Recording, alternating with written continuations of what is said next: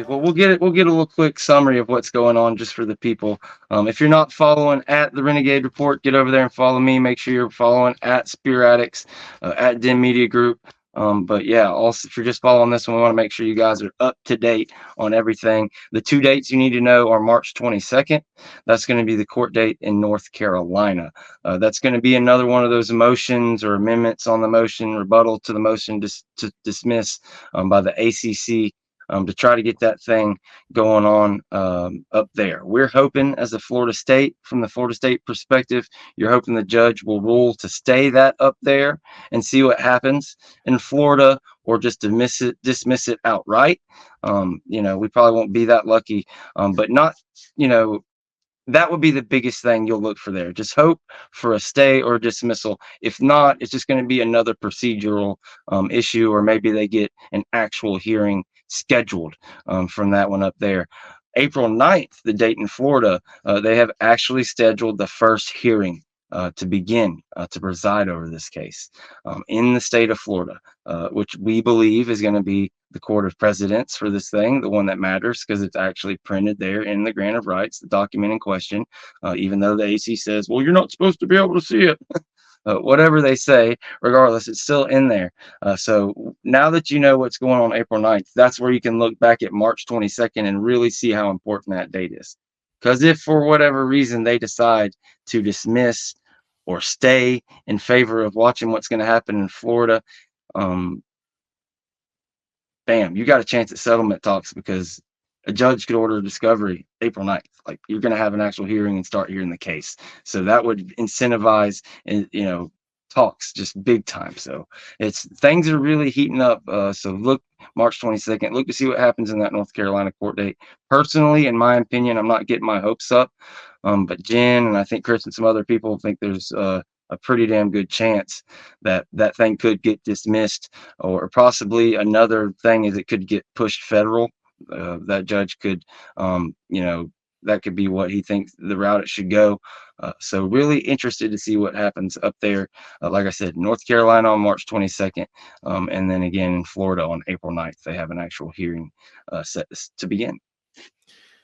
According to ESPN's Dan Murphy, he mentioned that legal chaos could ensue if both cases in their respective states do not receive stay orders, effectively creating a, quote, race to judgment, as the first decision made in either case then would be the final one. Makes sense. So we're hoping for that stay. The best case would be the stay in North Carolina, but in terms of it becoming a race, the fact that the hearing's already scheduled in Florida and they're still going through the motions up there, going through the motions to dismiss and motions to seal, and how the trial will actually go forward if it does, that makes me feel good about Florida's chances as far as being ahead. It just feels like, whatever, any kind of metaphor you want to put down there, it seems like Florida has the best shot. They got the best shot to be the court of record. So we'll see what happens, but that's the ACC's biggest thing, is to get it up there in North Carolina.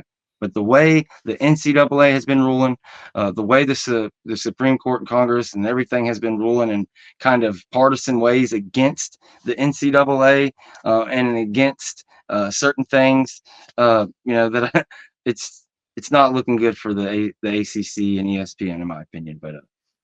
But yeah, there's a chance it could go federal. There's a chance we could have a settlement in the next couple weeks. But April 9th, that's a real date. That's, that's almost 2 weeks before the spring game.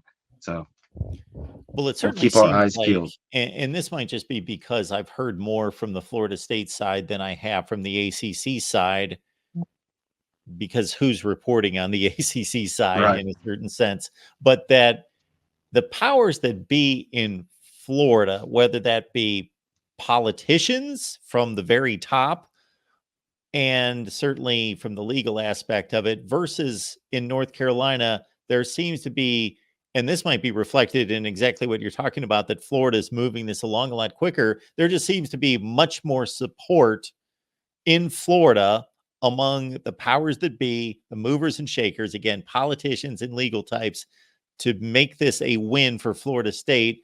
Then there's an investment in North Carolina to stand up for the ACC and to make it work for them, and it just appears that way. No, absolutely. That's why, I keep bringing up the fact that UNC flipped their position on this thing, and the president of that school comes out and basically says, "Yeah, something's got to change." Basically, m- mirroring exactly what Mike Alford said the year before that they were giving him so much trouble about, and Wake Forest as well. That's kind of like, to me, that's the writing on the wall for it. But no, I agree 100%. And when you look at the Sunshine State laws, that's another thing our Bill Farley uncovered.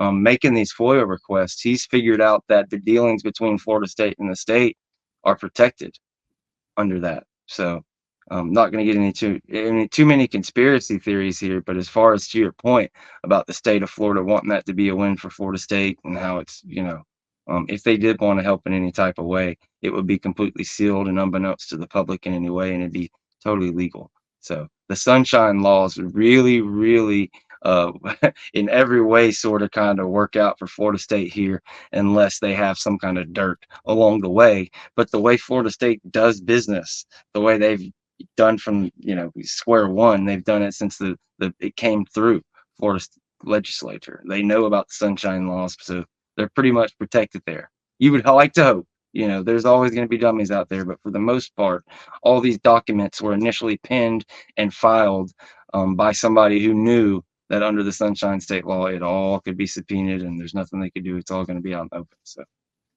that's the difference between here and the ACC, who thought they could hide all their secrets and it was never going to come out, and they're going to be able to hide the grand rights. So there's only one of us that's, the shady character and the mob and everything else. One of us is doing everything else.